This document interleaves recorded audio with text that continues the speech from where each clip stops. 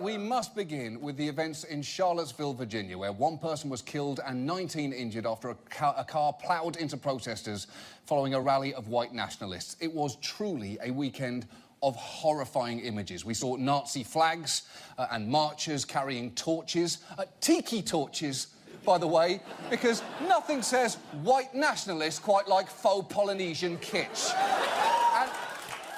And look, a protester being killed in the wake of neo-Nazis marching in the streets of an American city is the kind of tragedy that calls for true leadership from whoever is in the Oval Office.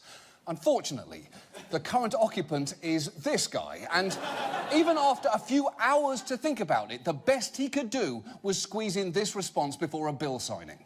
We condemn in the strongest possible terms this egregious display of hatred, bigotry, and violence on many sides. On many sides.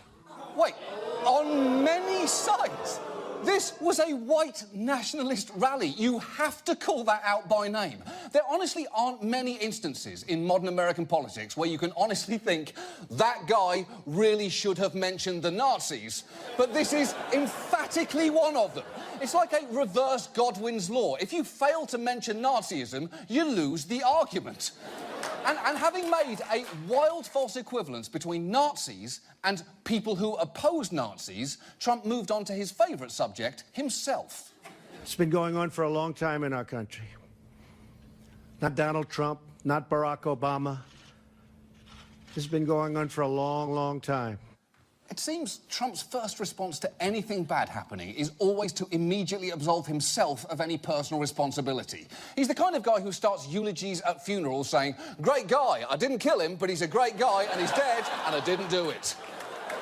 And you know who might take issue with his statement that the white nationalists had nothing to do with Donald Trump? The white nationalists themselves. Because here is David Duke during yesterday's rally. We are determined to take our country back. We're going to fulfill the promises of Donald Trump. That's what we believed in. That's why we voted for Donald Trump, because he said he's going to take our country back, and that's what we got to do. I've got to say, David Duke and the Nazis really seem to like Donald Trump, which is weird because Nazis are a lot like cats. If they like you, it's probably because you're feeding them. Also,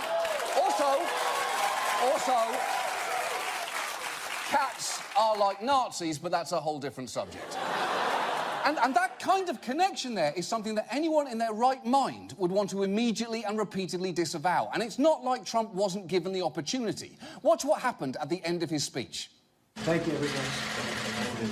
Mr. President, how do you respond to white nationalists who say they're participating in Charlottesville because they support you?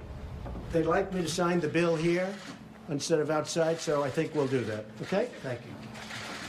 You know, for a second there, as he came back to the podium, I almost thought, well, maybe he's about to say the right thing. But of course not. He had one last shot before the buzzer on the racism clock hit 0, and he threw an air ball so far away it landed in the Third Reich.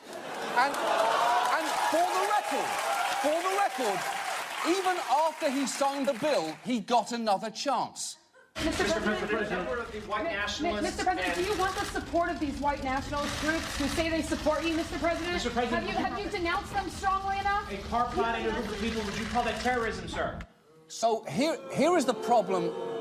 Here is the problem with that. A non-answer in a moment like this is an answer.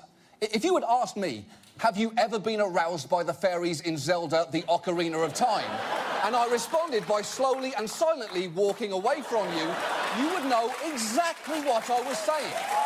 It simply doesn't get easier than disavowing Nazis. It's as much of a presidential gimme as pardoning a fucking turkey. It is almost impossible to screw it up. But that's exactly what happened. So there is clearly no point waiting for leadership from our president at moments like this, because it is just not coming.